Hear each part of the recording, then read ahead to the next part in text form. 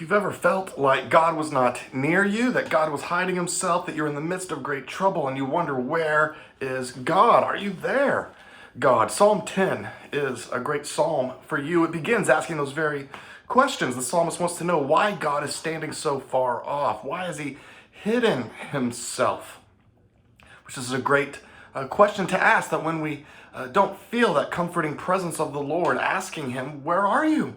Why do you feel far off? We shouldn't complain about God, but we may bring our complaints to God and pour out our heart to him.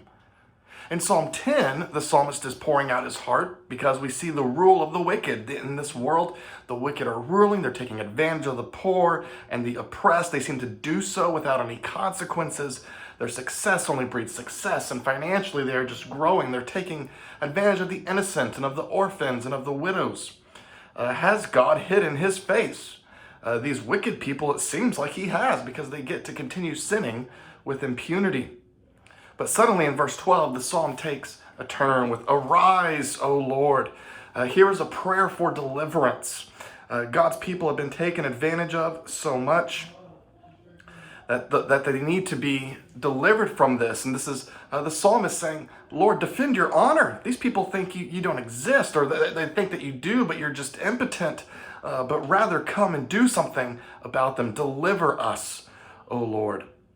And then verse 16, we were reminded the Lord is king forever and ever. He is the eternal Lord. These rulers of the world think they are ruling, but it's only temporary. They will die. But there is actually a kingdom that God rules, that is eternal. And that is where the hope is.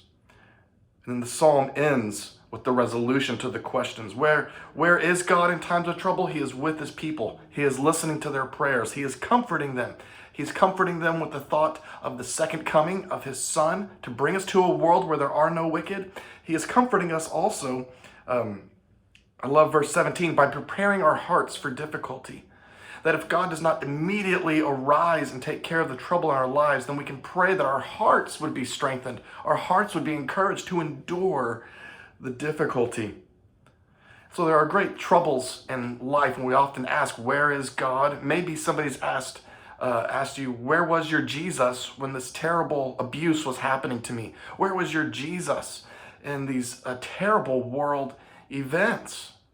Isn't your God sovereign and all-powerful? Why isn't he doing anything? And the answer is, where was my Jesus?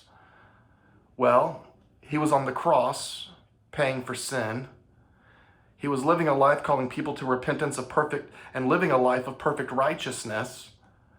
He was dying a death and then resurrecting, conquering sin so that the wickedness would cease, so that we might have a hope that life is not just miserable and then we die, but rather we die and we are resurrected to live in a world without wickedness, without any sin. And that is our only hope, to trust in that Christ who has bled for us, who has lived for us, who has resurrected for us, that we may be resurrected unto Emmanuel's land, where the wicked are wiped out, where the wicked have perished.